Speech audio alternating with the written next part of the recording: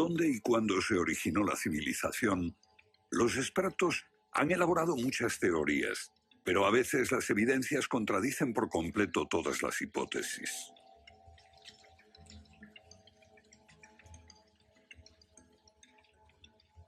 Bajo el suelo congelado de Siberia se han encontrado especies animales extinguidas por un repentino cataclismo global, como el mamut gigante. También se han descubierto mapas muy antiguos que muestran la Antártida siglos antes de que fuese descubierta. Este mapa tiene centenares de años y describe la auténtica configuración de la Tierra de la reina Maud, que está oculta bajo 1 kilómetro de hielos, y su configuración real no se conoció hasta 1949. Hace 100 años, un arqueólogo concluyó que la antigua ciudad de Tiahuanaco, en Bolivia, fue un observatorio estelar alineado con el Sol y las estrellas. Calculó que tendría 17.000 años. Su afirmación fue puesta en ridículo hasta hace poco tiempo. La única corrección que yo haría se debe a que ahora contamos con mejores mediciones, y sospecho que su antigüedad sería de unos 12.000 años. Tiahuanaco es la ciudad más antigua que conocemos en toda la Tierra.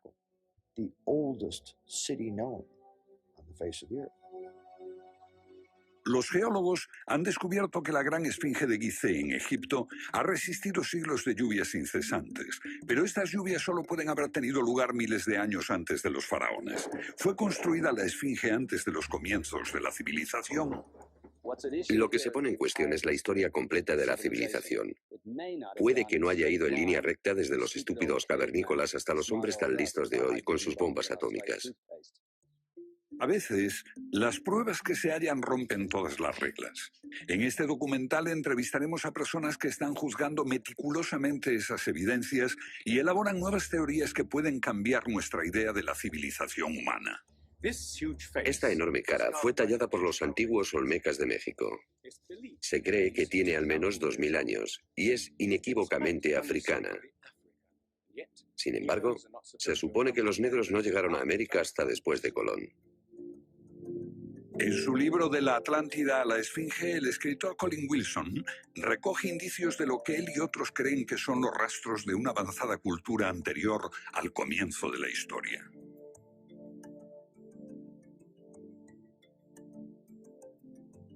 El filósofo griego Platón describió de manera precisa dicha civilización que, según le dijeron los sacerdotes egipcios, surcaban los mares miles de años antes, hasta que fue destruida por un terrible cataclismo. Platón la llamó Atlántida.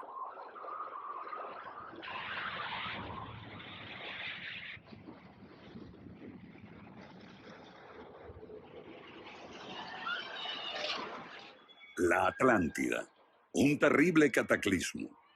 Sabemos de una catástrofe así por otro mito, el diluvio bíblico, Noé y su arca, un mito igualmente despreciado por los científicos.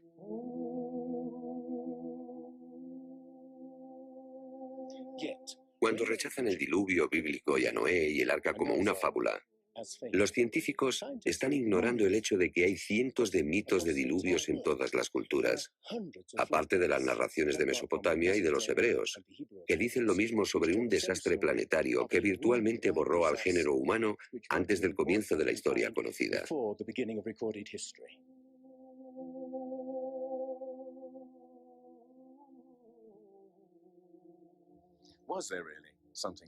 ¿Hubo realmente algo parecido a un diluvio? Y si así fue, ¿existió una civilización anterior a todas las otras? Digo una civilización, y no la Atlántida. Porque en cuanto se menciona la Atlántida, el científico exclama, «Oh, no», y deja de escucharnos. ¿Pero es neutral la ciencia? ¿Lo es realmente cuando afirma «limítese a los hechos como punto de partida»? La ciencia ha tendido a centrarse más en teorías que en hechos. Una teoría surge para explicar unos hechos, pero otros se dejan de lado. Nuevas evidencias pueden cuestionar la teoría, pero con frecuencia también son ignoradas. Llamamos a estos hechos anomalías. Son evidencias que no encajan en la teoría. En su polémico libro Arqueología prohibida, los científicos Thompson y Cremo muestran lo que ocurre cuando una evidencia contradice las teorías científicas. En los últimos 150 años, los arqueólogos y antropólogos han enterrado tantas evidencias como las que han desenterrado, literalmente. Básicamente estamos ante lo que llamamos un filtro del conocimiento. Este es un rasgo fundamental de la ciencia y de la naturaleza humana. La gente tiende a filtrar cosas que no convienen. Cuando los científicos ven que algo no se ajusta al paradigma aceptado, tienden a eliminarlo. No se enseña, no se discute, y la gente ni siquiera se entera de ello.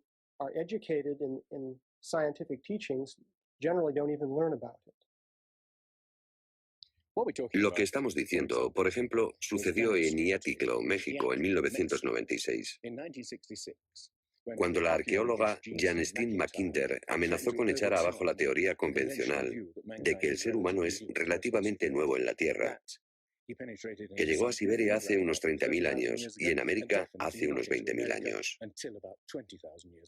En México, la arqueóloga Stine McIntyre descubrió herramientas de piedra y huesos humanos y los sometió a una batería de pruebas científicas. En 1966 pensamos que era un yacimiento antiguo y creímos que tendría unos 20.000 años. En aquella época se pensó que era demasiado tiempo.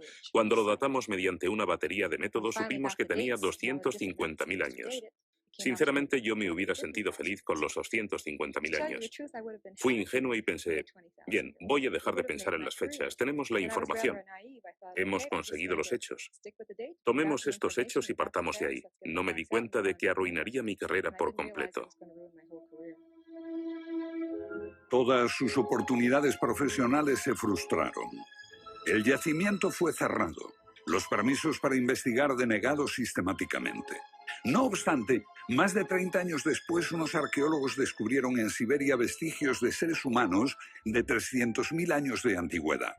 Una fecha que de repente hizo que la datación de Jan McIntyre no pareciese tan improbable después de todo. No es necesariamente una conspiración deliberada. No decimos que se trate de personas reunidas en una habitación y diciendo, vamos a engañar a la gente. Es algo que ocurre automáticamente en la comunidad científica. Cuando una evidencia difiere de la teoría predominante, no se habla de ella, no se da información.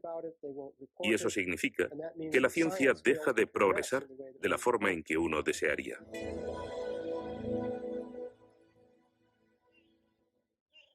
¿La ciencia está pasando por alto evidencias de un pasado que hemos olvidado? ¿Pueden ser ciertos los mitos que nos hablan de la existencia en este planeta de civilizaciones que desaparecieron miles de años antes de que comenzase la historia registrada? Una nueva clase de investigadores está estudiando las anomalías que la ciencia tiende a descartar. Se plantean preguntas que pueden cambiar nuestro concepto sobre la historia humana. La fortaleza inca de Sacsayhuamán, de edad indeterminable y construida por gente que carecía de metales duros o de cemento, que no conocían la polea, ni la rueda, ni la grúa. Solo miren esta piedra. He contado 11 ángulos.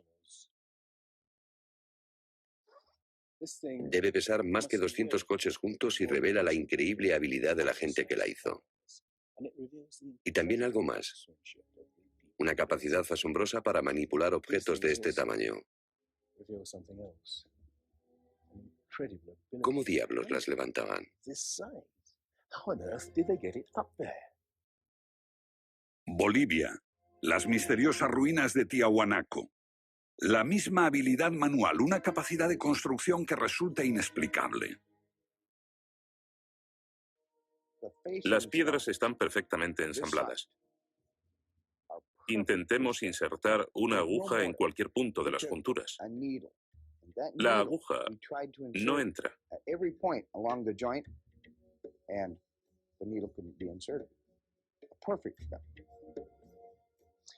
Cuando los conquistadores españoles le preguntaron a los incas si ellos habían construido Tiahuanaco, respondieron, no, no la construimos. Se hizo miles de años antes de que viviéramos nosotros. La evidencia muestra que fue erigida por una civilización avanzada. Un descubrimiento casual nos lo revela. Los bloques de construcción de Tiahuanaco no están pegados con cemento. El que separa estas piedras descubre el inesperado brillo metálico que las mantiene unidas. Lo que encuentro asombroso es que para trasladarlas a cada uno de los lugares donde empleaban este material, ellos tenían que contar con una especie de planta de fundición móvil para licuar el metal. Y aquí hay un uso similar de tornillos metálicos y piedras finamente unidas, como esta en forma de L. Pero estamos en otro continente. África, Egipto, la tierra de las pirámides. Las 3 pirámides de Gizeh, una maravilla del mundo antiguo. Otro pueblo que no conocía la rueda, ni la polea, ni la grúa. ¿Cómo podían transportar bloques de 100 toneladas? Su tecnología no se puede explicar ni imitar. Soy ingeniero y puedo decirles que levantar bloques de este tamaño, de este peso, requiere una grúa especial. Una gente que carecía de tales grúas o de una simple polea o una rueda, empleando herramientas de cobre, ¿cómo pudieron hacerlo? Bobal cree que la Gran Pirámide de Gizeh era mucho más que una tumba y que revela un sorprendente nivel tecnológico.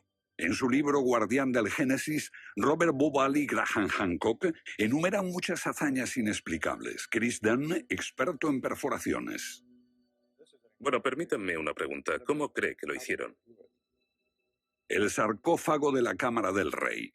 ¿Cómo lograron unos constructores primitivos que la superficie interior encajase con la superficie de la piedra del sarcófago al milímetro? Esta habilidad requiere profundos conocimientos de física. Es un misterio como la perforación misma. Primitivamente, la típica manera de hacerlo sería con una sierra de arco, un berbiquí. Introducirían la herramienta en la pieza usando arena o un diamante, pero pienso que eso supondría mucho tiempo, muchos años para hacerlo.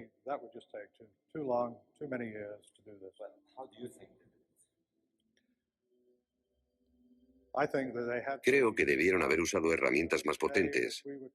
Hoy, para perforar esto, tendríamos que hacerlo a una velocidad de 6-10 milímetros por revolución de taladro en el granito.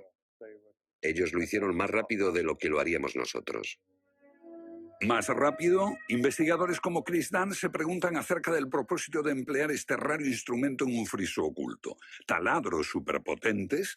Esto parece una conclusión precipitada. Los indicios de un taladro de alta velocidad se erigen en otro misterio sin resolver. Ahora miren esto. La increíble precisión de la mano de obra. La total suavidad de las paredes en esta supuesta tumba para bueyes sagrados. Y que implica un alto nivel de destreza. Por supuesto, eso podría explicarse en términos de cientos de obreros puliéndolas durante 10 años seguidos. Pero, si hablamos del misterio de los vasos egipcios, no como este vaso de arcilla que acabo de comprar, sino vasos hechos de alabastro, basalto e incluso diorita, que es la piedra más dura de todas.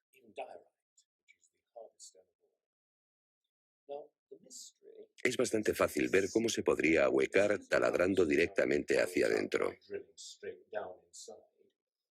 Pero, ¿qué pasa con los ángulos? La tecnología moderna es incapaz de hacerlo. Sin embargo, los antiguos egipcios moldeaban miles de piezas. Algunas de ellas 2000 años antes de la civilización que se supone surgió aquí. ¿Cómo? Otro misterio sin explicar. Inexplicable. ¿Cómo pudieron los constructores alinear sus gigantescas pirámides con los puntos cardinales tan impecablemente? En perfecta dirección este-oeste y norte-sur, con una exactitud no igualada por los modernos constructores. La Gran Pirámide parece ser un modelo matemático del hemisferio norte e incorpora el trascendental valor de pi, las veces que cabe el diámetro de un círculo en su circunferencia.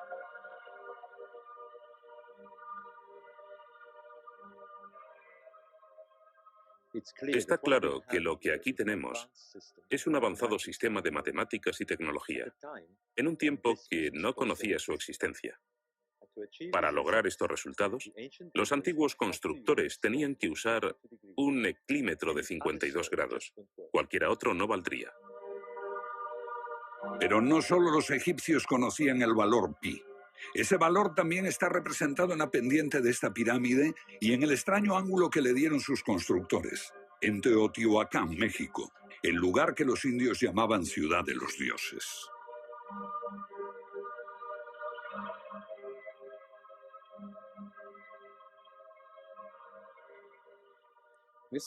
En su época, esta ciudad fue más grande que la Roma imperial.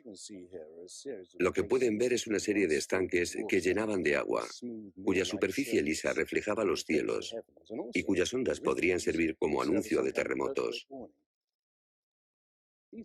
Estos templos, en el lado opuesto, se cree que representan cuerpos celestiales. Una cosa está clara: todo el lugar parece tener una especie de obsesión con la astronomía y la eternidad. En los equinoccios, el 21 de marzo y el 21 de septiembre, estas pirámides proyectan sombras gigantes, lo que las convierte en un perfecto reloj para la medición del tiempo. Como si proviniesen de una fuente común, las antiguas civilizaciones de todo el mundo exhiben un sofisticado conocimiento de los cielos que todavía nadie ha explicado. Fascinación por el sol, las estrellas. El lento e inexorable movimiento de la Tierra determina que las constelaciones parezcan viajar por los cielos nocturnos y por las épocas.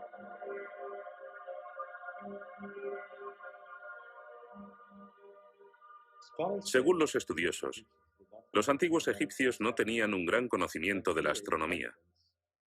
Pero en el templo de Dendera hay muestras de su sofisticado conocimiento del cielo.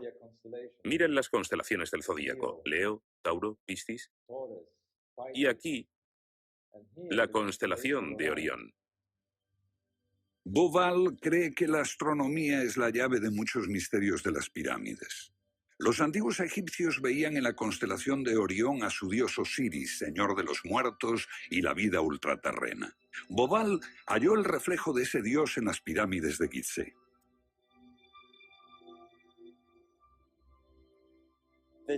Esto es realmente un misterio. Pequeños canales de ventilación orientados hacia arriba. Para los egiptólogos no eran más que canales de ventilación, pero los astrónomos piensan distinto. Para el antiguo Egipto esto fue Rostau, la entrada al reino subterráneo, el reino del dios Osiris u Orión. Para los antiguos egipcios, Orión era Osiris, el gran dios de la resurrección. Esto es una reconstrucción del cielo en el año 2500 a.C., y fue sorprendente descubrirlo. Los canales apuntan a Orión y a la estrella Sirio, que era Isis, la esposa de Osiris.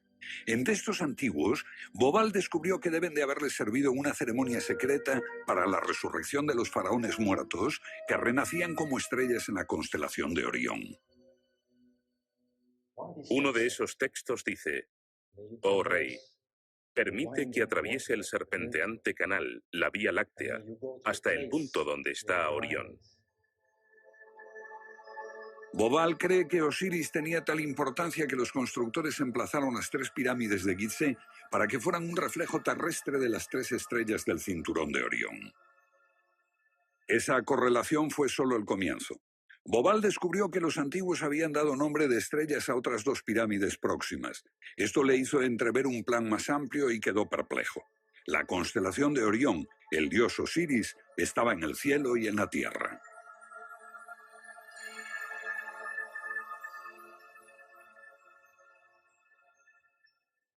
México, donde Teotihuacán presenta otro paralelo.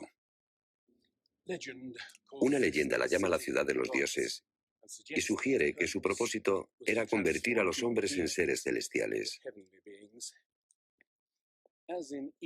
Como ocurre en Egipto con las pirámides de Giza, los mitos hablan de la reencarnación en las estrellas. Ese es el secreto de Teotihuacán.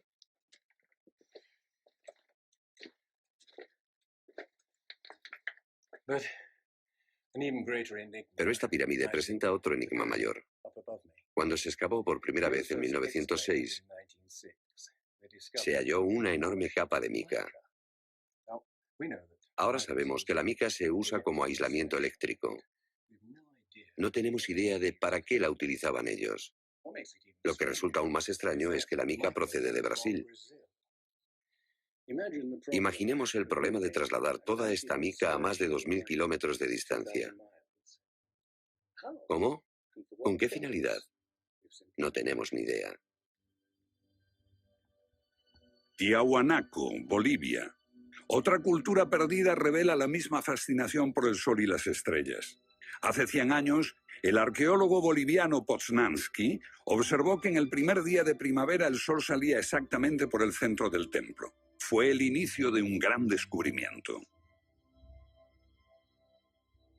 Poznański descubrió que este templo era un observatorio, un gran reloj para medir la progresión del sol. Y podemos utilizar ese alineamiento astronómico para datar el lugar. Durante el año el sol sale cada día por un punto diferente del horizonte. El primer día de primavera un observador vería salir el sol exactamente en el centro. Estudiando el esquema de Poznański, dedujimos que en los primeros días de invierno o de verano el sol saldría por encima de las piedras angulares. Pero no fue así. Los arqueólogos actuales dicen que los constructores cometieron un error de cálculo. Después de observar la perfección con la que se construyó este sitio, con piedras de 100 toneladas, sugerir que los marcadores del solsticio están mal alineados me parece increíble. Neil Stide hizo una completa verificación de los cálculos de Poznański. Midiendo el ángulo de las piedras angulares y comparándolo con las posiciones actuales de salida del Sol, Poznański calculó que Tiahuanaco fue construida hace 17.000 años. En ese tiempo, la inclinación del eje de la Tierra era ligeramente distinta de lo que es hoy en día y el Sol habría salido directamente encima de las piedras angulares.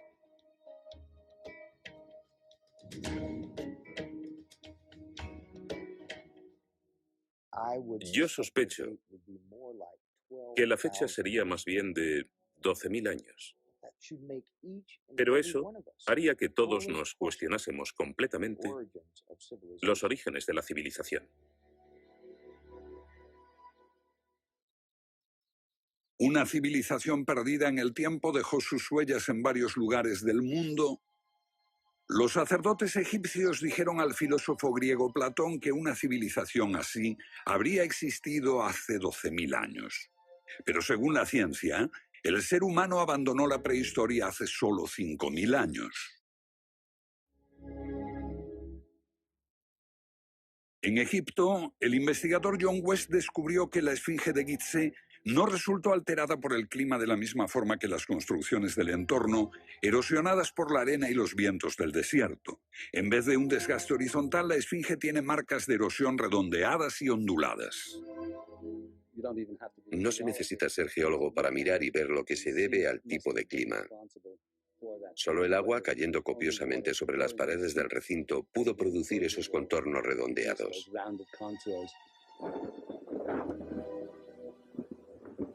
¿Agua en el desierto del Sáhara? Ciertamente no en tiempos de los faraones. Para eso hay que trasladarse a finales de la era glaciar.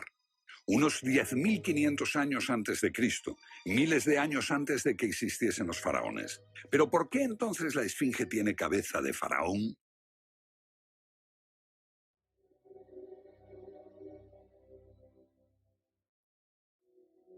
La cabeza es desproporcionadamente pequeña. Desde el aire se ve que el cuerpo de la esfinge es largo y aplanado, y la cabeza casi se parece a la de un alfiler. Para nosotros, esto indica que ha sido tallada más de una vez.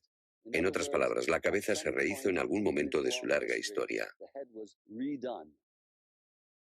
John West cree que la esfinge era originalmente un enorme león que un desconocido grupo de escultores modeló en la roca antes del 10.500 a.C. Se comenzó a erosionar cuando el final de la era glaciar alteró el clima y causó lluvias que cayeron durante siglos. Solo miles de años después, un faraón habría tallado la cabeza con su propia imagen. ¿Tiene la esfinge más del doble de la antigüedad que creíamos? La teoría fue ridiculizada por los egiptólogos, pero los geólogos les respondieron que los hechos estaban allí. Más extraño aún. Según Robert Bauval, la evidencia astronómica sugiere que las pirámides de Gizeh parecen revelar esa increíble antigüedad. La disposición de Gizeh coincidía misteriosamente con la posición de Orión en el año 10.500 a.C., cuando la esfinge miraba hacia Leo, su propia imagen en los cielos. La puesta de Orión en esa fecha distante se correspondía exactamente con las tres pequeñas pirámides, y existen muchos otros hechos difíciles de entender.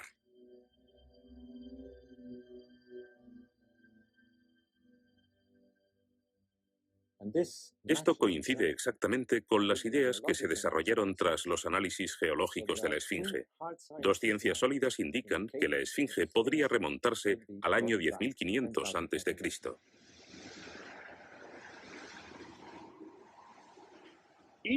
Egipto sufrió unos cambios muy dramáticos a finales del período glaciar, especialmente en torno al 10.500 a.C., cuando unas impresionantes inundaciones cubrieron el terreno de aluvión y acabaron con el valle del Nilo y con el delta en general.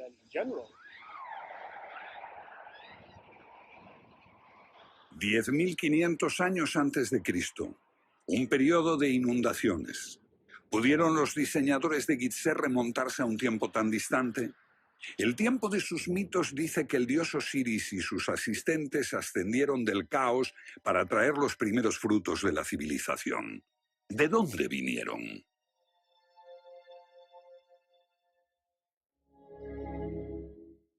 Un dios muy parecido fue el señor de la antigua Tiahuanaco en Bolivia. Aquí, en esta misteriosa ciudad de Tiahuanaco, era el dios que ellos adoraban. Alto, con barba, descrito como blanco, Viracocha llegó en tiempos de caos y destrucción, atravesando los mares para llevar a la raza humana una especie de renovación.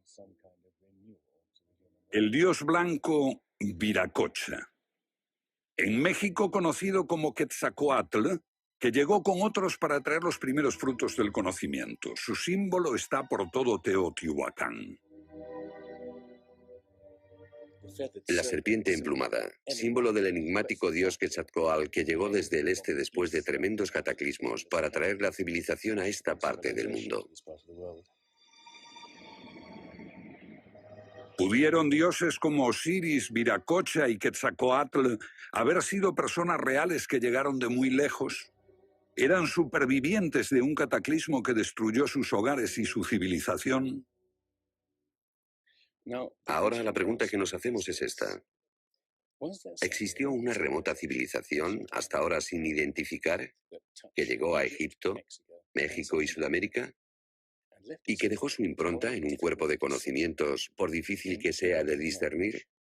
Tomados por separado, acepto que los datos aislados revelan poco, pero consideremos juntos todos esos elementos comunes. Ambos lugares tienen enormes pirámides, alineadas exactamente con los puntos cardinales, e incorporan avanzados conocimientos matemáticos. Ambas culturas demostraban un asombroso conocimiento de astronomía expresado en los grandes monumentos sagrados que erigieron. Aunque no conocían ni la polea ni la rueda, ambas pudieron hacer construcciones con enormes piedras finalmente ensambladas en un estilo único, con ángulos en forma de L y tornillos de metal. Y ambas utilizaron el proceso de la momificación para preservar y honrar a sus muertos. Aquí se halló una nueva y asombrosa pista cuando la doctora Balabanova, de la Universidad Alemana de Ulm, descubrió que muchas momias de Egipto contenían cocaína y nicotina, naturales de Sudamérica. Tengo una cantidad de cartas insultantes. Dicen que todo esto no tenía sentido, que yo fantaseaba, que era imposible porque estaba comprobado que antes de Colón esas plantas no existían en ninguna parte del mundo, excepto en América. Pero su investigación se repitió con cientos de momias y no quedó lugar a dudas. En un pasado remoto, unos navegantes atravesaron el mar e influyeron en las culturas a ambos lados del Atlántico. La idea está sugerida incluso por lo que no está allí. México, la antigua cultura de los mayas. Los sacerdotes mayas tenían tablas para predecir los eclipses de sol y de luna. Pero hay algo muy extraño. No conocieron nunca el simple principio de la rueda. Podían visualizar la eternidad pensando en millones de años, pero jamás aprendieron a pesar un saco de grano. Esta compleja civilización murió finalmente porque no supo desarrollar métodos de agricultura para alimentarse. Lo que estoy sugiriendo es: ¿puede que ellos heredaran una parte específica de su conocimiento de una civilización anterior, mucho más sabia? Un contacto. A veces la evidencia está ahí para que la veamos todos. Los antiguos olmecas en México pusieron a sus soberanos caras africanas. ¿Qué les parece esta? Tallada por esos mismos olmecas. Es genéticamente imposible que un indio tenga barba, pero aquí está la cara de un blanco caucasiano, esculpida 2000 años antes de que los españoles llegaran al Nuevo Mundo.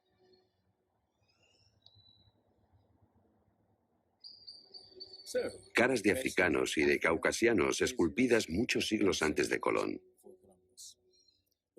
¿De dónde vinieron? ¿Cómo llegaron aquí? ¿Cómo influyeron en la más antigua cultura de América Central, en la cultura madre de México? Lo que todos los arqueólogos saben es que de pronto se materializaron alrededor del 1500 a.C. Esta gente, cuya expresión característica era la de esculpir enormes caras de piedra, cabezas de caucasianos y africanos que parecen haber salido, no se sabe de dónde.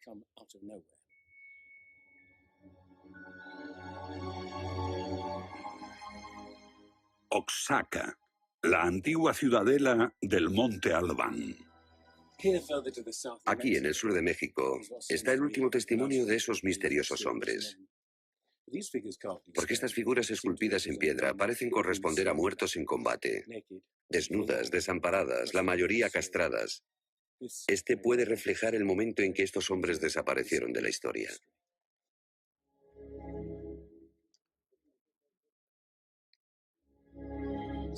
Entonces, ¿hubo una compleja civilización de navegantes que cruzó el Atlántico siglos antes de Colón? Pero tenemos otra evidencia. Estos son viejos mapas que sugieren que los antiguos marinos tenían un conocimiento de la Tierra que nunca se ha explicado. Un puzzle para los científicos de este siglo. En 1513, el almirante turco Piri Reis cartografió parte del mundo que nadie había visto hasta entonces. Colón solo exploró la zona del Caribe. No bajó a esta zona de Sudamérica, hasta la Antártida. No estuvo nunca por esa zona. Pero estos mapas muestran todos estos detalles con gran precisión, antes de que cualquier explorador europeo llegase a esas regiones.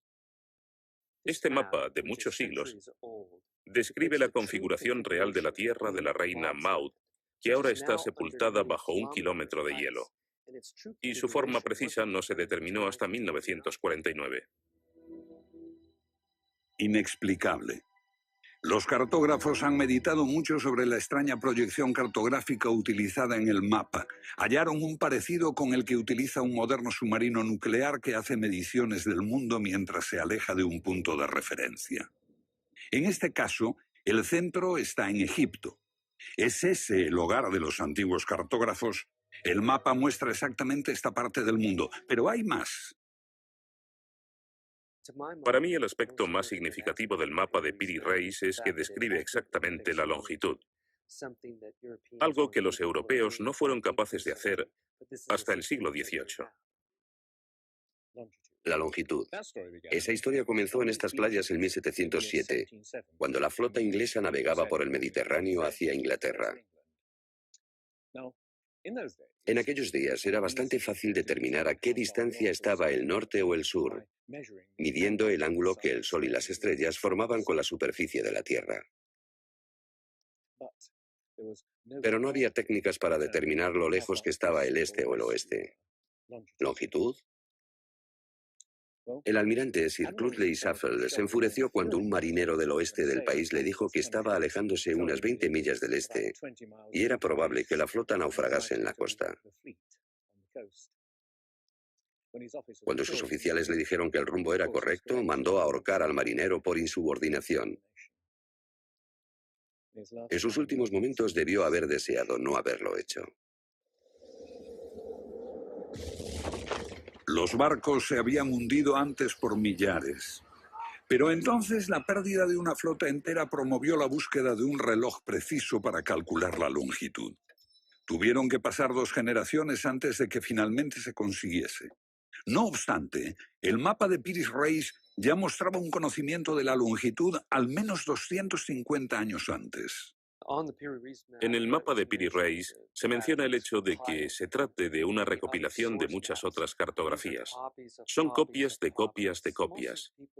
La mayoría de quienes los han estudiado creen que esos mapas proceden de los tiempos de Alejandro Magno, pero son incluso mucho más antiguos. Mapas del mundo confeccionados antes de que supiésemos navegar por los océanos. Técnicas de construcción inexplicables, un complejo conocimiento de las matemáticas y la astronomía. Si existió una tecnología tan avanzada capaz de dar sus conocimientos a los constructores de la Esfinge y a los pueblos de los Andes y México, ¿qué pasó con ella?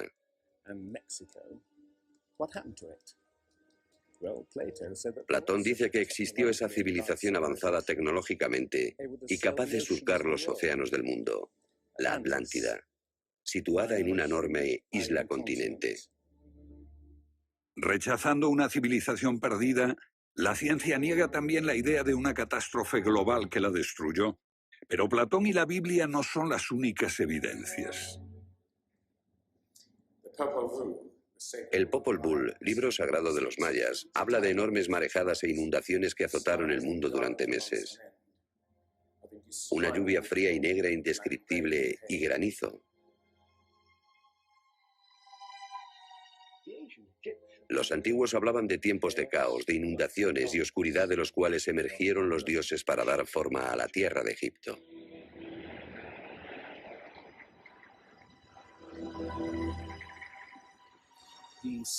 El disco solar de los aztecas se refiere a 4 ciclos de destrucción: por inundaciones, por fuego, por viento y por sangre y guerra. Y prevé el fin del mundo por un enorme cataclismo surgido de las entrañas de la tierra.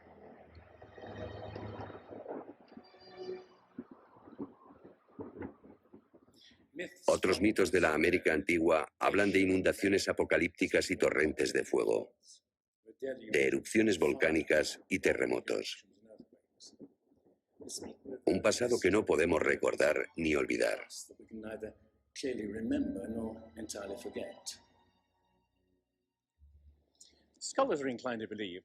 Los especialistas tienden a creer que el diluvio es una fantasía de los viejos poetas.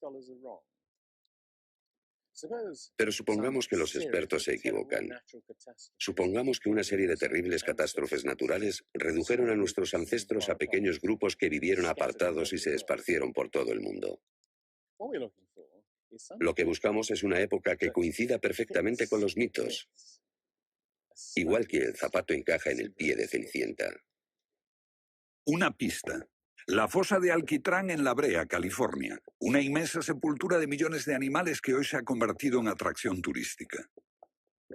Bajo la superficie está el campo de petróleo del lago Salado.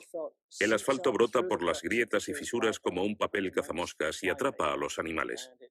Y encontramos aquí una increíble colección de especies atrapadas en los últimos 40.000 años.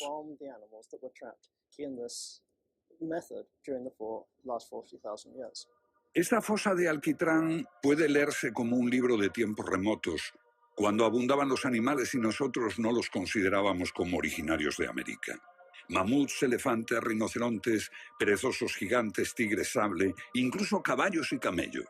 Después, una tremenda catástrofe los barrió, al parecer en unas pocas décadas, en torno al 10.500 a.C., hace más de 12.000 años. Todos los grandes animales, cualquier animal más grande que un coyote, se extinguieron en pocas décadas. Sí, fue sin duda una gran catástrofe.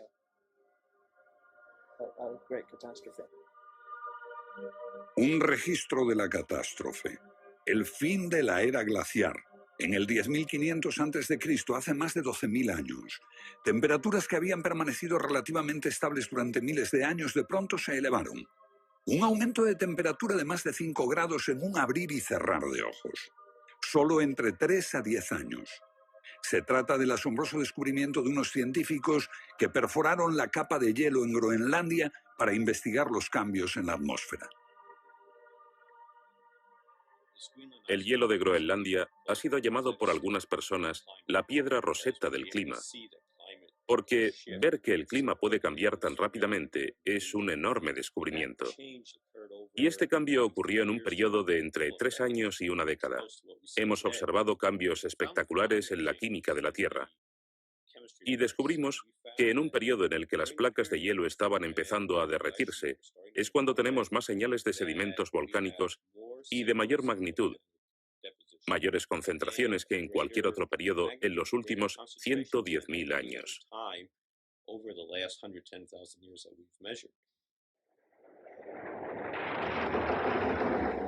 Un surgimiento de volcanes nunca visto, acompañado por desórdenes atmosféricos y gigantescas inundaciones.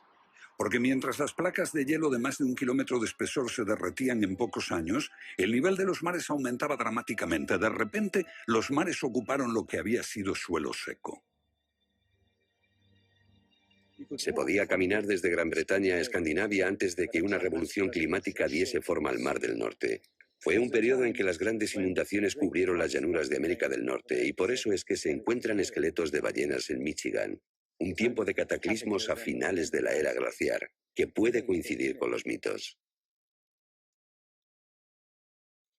Solo en el Nuevo Mundo se extinguieron alrededor de 70 especies de grandes animales. Mamuts, perezosos gigantes, camellos, caballos. Permítanme ponerlo en perspectiva. En los anteriores 200.000 años se había extinguido menos de un tercio de esa cantidad. Y este modelo extraordinario de extinción se repitió en Europa y Asia. En las capas subterráneas de hielo de Siberia y Alaska se descubrió una masa enmarañada de huesos de millones de animales que perecieron en un cataclismo. El mamut gigante no murió a manos de los cazadores. Desapareció por una catástrofe natural. A finales del siglo XIX, unos cazadores encontraron por casualidad el cuerpo de un enorme animal congelado. Después de ser desenterrado y transportado, se encontró que en el estómago tenía plantas pertenecientes a un clima templado y aún sin digerir. El animal se había congelado de una forma muy rápida, como no es capaz de hacerlo ningún congelador moderno. Lo cierto es que hace unos 12.000 o 13.000 años un frío inmenso azotó Siberia. El enigma de los mamuts congelados en un instante ha dado pie a extrañas anécdotas. Algunas ciertas y otras no. Lo que es auténtico es un informe del barón Wrangel, un naturalista del siglo XIX que descubrió la isla Byrd al norte de Siberia, donde la arena quedó literalmente mezclada con bancos de huesos y colmillos de mamut y otros animales que habían desaparecido en alguna catástrofe. Esas extinciones masivas, esa imponente actividad volcánica, ese veloz derretimiento del hielo, parecen sugerir que hubo un cambio climático brusco hace 12.000 años. Hay algún factor desconocido que no logramos descubrir.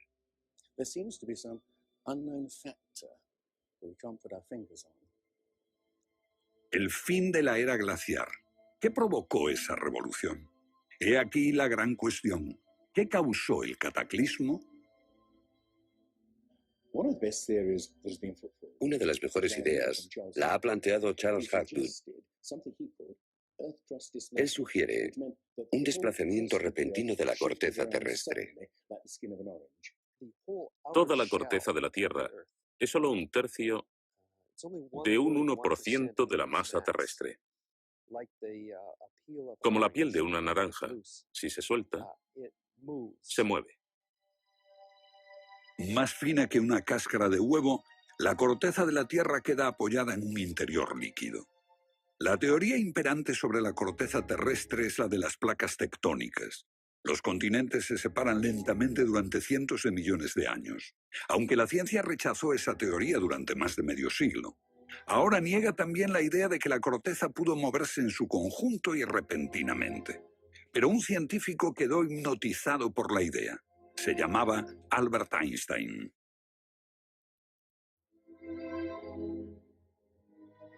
Esto es un resumen de lo que dijo. Cuando me encontré con el trabajo de Hapgood, quedé conmocionado. Se trataba de una idea simple, pero que podría explicar una serie enorme de problemas. Hapgood tenía esa teoría. La cuestión era cuál fue el mecanismo que puso en movimiento el gigantesco conjunto. Y fue Einstein quien planteó una sugerencia. La enorme cantidad de hielo que rodea a los polos puede tener 3 kilómetros de espesor. Esos incontables miles de millones de toneladas de hielo, si se formaran de un modo desproporcionado, harían que toda la Tierra se sacudiese como una rueda, con un enorme peso colocado en su borde. Esta vibración bastaría para hacer que la corteza de la Tierra se moviese súbitamente. Hace 55.000 años el Polo Norte estaba cerca de Europa, pero de pronto se desplazó hacia la bahía de Hudson, en Canadá. Y en torno al año 12.500 a.C. se volvió a mover casi 2.000 millas hasta donde está actualmente. O es mejor decir que las tierras y los mares atravesaron el polo, impulsados por un repentino desplazamiento de la corteza terrestre. De ser así, esta es una de las cosas que habían ocurrido al final de la era glaciar. El desplazamiento impulsó a América fuera de la zona polar. El mar en el norte se congeló con una fina capa de solo unos metros de espesor. La inmensa vieja capa de hielo de Norteamérica, con más de 1,5 kilómetros de grosor, se derritió rápidamente en pocos años. Ahora, lo que es muy interesante de la teoría de Hapgood y Einstein es que también explica bastante bien algunos otros mitos, independientemente del diluvio. Hay mitos sobre tremendos terremotos, catástrofes volcánicas, lluvias negras cayendo del cielo, congelación repentina, congelación del suelo. Y podemos ver que un ejemplo de esto es precisamente lo que pudo pasar si la corteza terrestre se desplazó. Con bastante rapidez, las áreas que antes habían estado congeladas pasarían a ser zonas cálidas, y así se explicarían hechos como el rápido congelamiento de los mamuts en Siberia. Si el desplazamiento de la corteza terrestre causó el diluvio que aniquiló una civilización, ¿dónde estaba esa civilización? Algunos investigadores creen haberla hallado en la isla griega de Santorini, que fue devastada por una terrible erupción, o en la antigua Troya, o en la isla alemana de Heligoland, casi arrastrada hacia el Mar del Norte. Pero no se ha encontrado nada. Y es precisamente este problema lo que ha hecho descartar la Atlántida de Platón como una propuesta seria. Veamos, los oceanógrafos han cartografiado los suelos oceánicos y sencillamente no hay ningún continente perdido. ¿O sí? Platón describe la Atlántida como una vasta isla-continente con montañas situada en medio del océano. Y el océano, por supuesto, es el océano que rodea toda la Tierra. Fue más tarde que comenzamos a dividir el océano en diferentes partes, llamándolo Atlántico, Pacífico, etc. En realidad el mundo tiene un solo océano. Y los mitos de todo el mundo son muy explícitos acerca de lo que pasa. El Zen Avesta de la literatura védica describe que esa isla no solo se destruyó tras un diluvio, sino que está cubierta por nieve y hielo. De modo que estamos buscando una isla cubierta de nieve en medio del océano, y una gran candidata para este papel es la Antártida. Si el Polo Norte se desplazó, también debió hacerlo el Polo Sur. Flengad cree que hace 12.000 años una parte de la Antártida permanecía en zonas templadas y pudo haber albergado una civilización que desapareció cuando el continente se convirtió en el Polo Sur. Esa es la explicación que él encuentra en los mapas que muestran partes de la Antártida que están debajo del hielo. El almirante turco Piri Reis demuestra un conocimiento de la Antártida que no debería de tener. Tras examinarlos, especialistas en cartografía de la Armada y de las Fuerzas Aéreas nos dicen: hemos hecho comparaciones de picos salientes y de montañas. Hemos descubierto que coinciden de forma asombrosa. Lo que debemos enfatizar es que no estamos hablando de un mapa, el mapa de Piri Reis, que podría cuestionarse. Estamos hablando literalmente de docenas de mapas. Por ejemplo, el mapa Phineus de la Antártida es sumamente preciso en cuanto a la configuración, mostrando sistemas fluviales que existieron allí, pero que no se conocían en el siglo XVI. La Antártida no fue descubierta hasta cerca del año 1800. Entonces, ¿cómo pudieron los cartógrafos europeos representarla? Solo, cree Flengad, si ellos la copiaron de copias de otras copias de mapas que se remontan milenios atrás. Hace solo unos 25 años supimos que bajo la capa de la Antártida existían unas islas, un continente bajo un océano helado. Sin embargo, esa información ya estaba aquí, en este mapa. Estas islas de aquí corresponden a este área, y el modelo de nevadas aquí es muy intenso. Nada aquí. Estas islas debajo de este punto se podrían haber unido entre ellas antes de unirse a la tierra firme. Así, lo que se describe aquí es algo que yo creo que verdaderamente ocurrió en torno al 8000 a.C. Puede que en el 6000 a.C. a lo sumo. No hay forma de saber cómo lo consiguieron, a menos que postulemos la existencia de una civilización con habilidades para la navegación y la confección de mapas que solo se reinventaron en nuestro tiempo.